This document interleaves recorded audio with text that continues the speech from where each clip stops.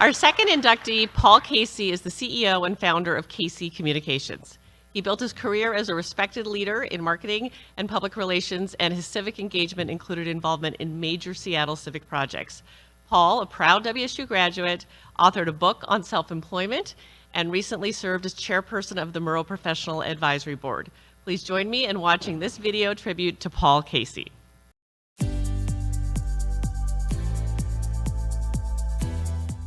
I would say most of my career has been going different directions, but I'd have to say the overall encompassing thing I did was becoming an entrepreneur. Well, I didn't pick WSU, my dad did.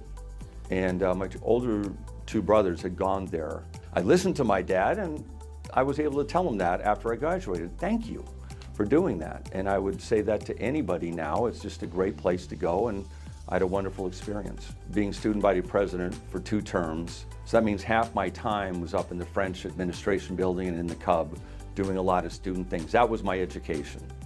That was what I remember. I think we were a football player. You probably remember playing on the football team most, and I think I had the same kind of experience being at Washington State, again, being in student government. Paul and I were working for the Constitutional Commission. We took road trips going out around the state to meet with people to get community input and to also explain what we were doing. And he ended up being a wonderful partner.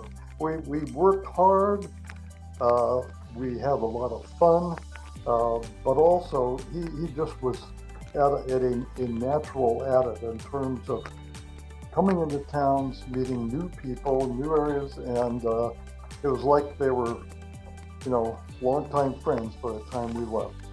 Paul is what I would say the embodiment of what I think of as a journalist and broadcaster. He is a great listener. He's curious. He asks good questions, and he's got that great voice. The theme of this symposium here is curiosity. And I think curiosity is important. So I was curious about a lot of different things, but that really served me well. He was doing podcasts, some form of that, before there were podcasts. He was always interviewing someone, so it was always interesting to ask Paul about his interviews, because they really was a gamut of different folks from different professions.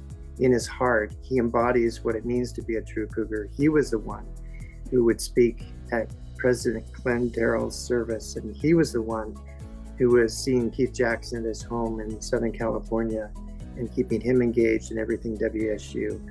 If I would say anything, about, let's say, people going forward, is to be curious and to also look at life as to what you can give back. It's not any one thing that I can say I had this huge achievement, but it's a series of those that I feel proud of. I think if you look at what Paul has done for Murrow and for students, the mentoring of students, the support of Murrow programs, his involvement with the faculty, with deans and others, he has obviously helped shape Murrow to what it is today, and the benefits that students are getting right now, I think, are a direct result of a lot of the work that Paul has done. So he's very, very deserving of this honor. As you know, I was fortunate to meet Edward R. Murrow when I was an undergraduate at WSU, and I can say that I think he would have really liked you. Paul, you are so deserving of this award. I couldn't think of anyone who would be more deserving than you, and just our heartfelt congratulations to you, and proud to call you a friend. In closing, Paul, I can't think of anybody who deserves this more than you do. Congratulations. Congratulations, Paul, and welcome to the Hall of Achievement. Come on up.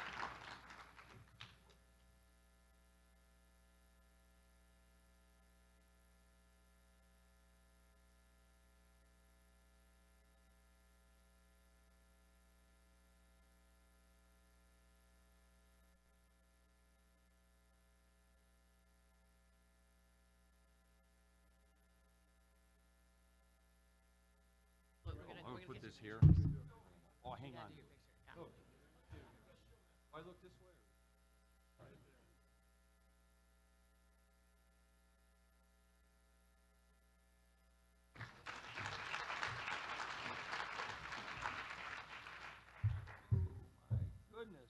be hard to follow. Oh, geez. Nice job putting that together. Wow. Thank you very much for that. I'm speechless and seriously, and a lot of people don't say that when I'm around, but certainly I am now. I think the best thing I did in the Murrow board was bring Bruce Amundsen in. I mean, seriously. I went, hey, Bruce, I'm on the board. And he said he did, and hey, come on. There it is. So great speech, Bruce. And Doug Pica, thank you very much. And of course, Sam Reed, the former Secretary of State, spent time with him. And I learned a lot from both of them. And so anyhow, I also want to thank Jeff Collier and also Greg Mills, who put together this video and edited it very well. I was a little worried I was wearing the same coat in the interview. I don't think I was, though. My wife, Marty, would have killed me. She would have gone, oh, John Paul. And I go, oh, good. It wasn't the same coat. So I'm just going to mention something about really the Edward R. Murrow himself, because, again, I've been such a fan of his for so many years, like we all are, and that's why we're all here. And also channel a little bit of George Clooney.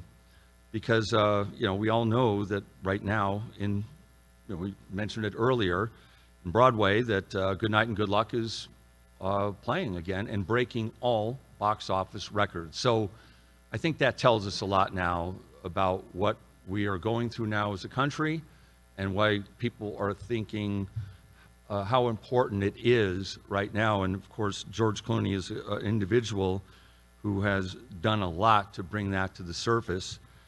He was on 60 Minutes just a couple of weeks ago, and I was watching what he was having to say about Good Night and Good Luck, and just a few quotes. I think he says it all, rather than me saying. I'm going to, mention what he had to say.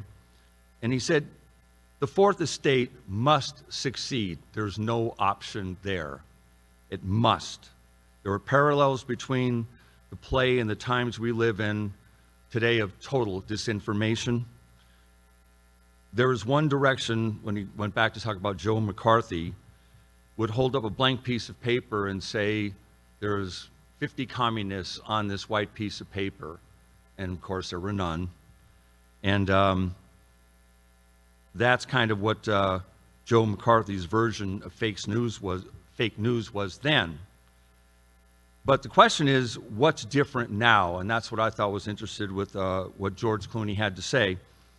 And he said, now facts are not negotiated. That's different from that time.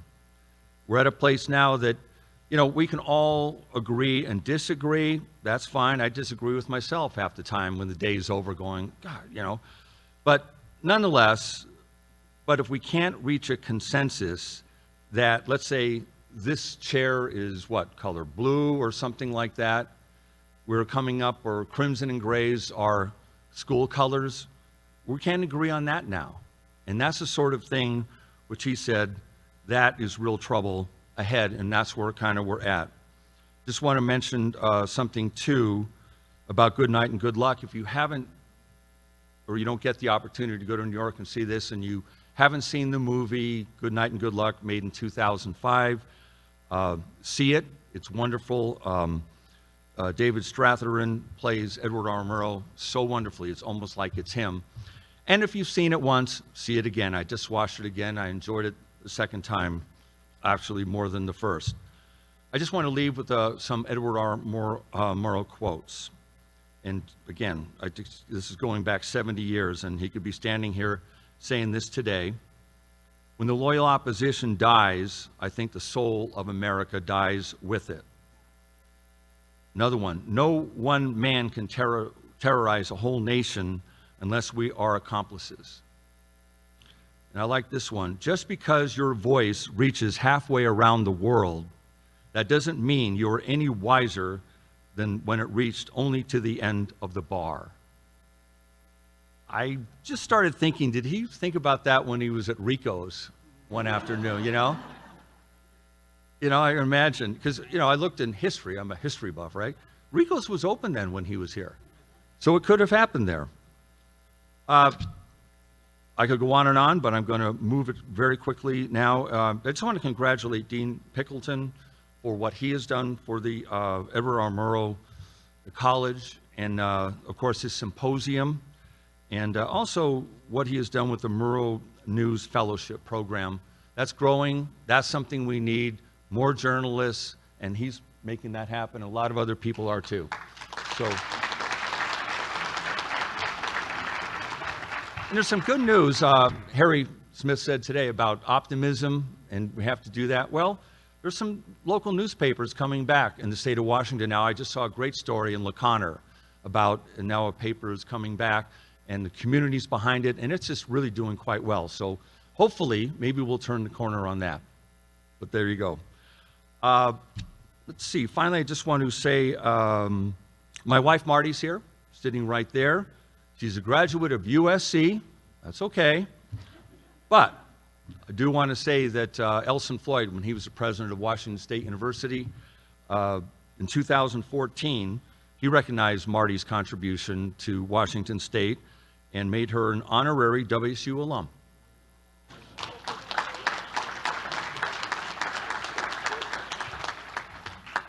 And Doug Pica, one more time on the board. He's on the Board of Regents. There's other regents here. I saw Dr. Cantwell today for the first time. Welcome. And the regents, you guys did a great job. Thank you.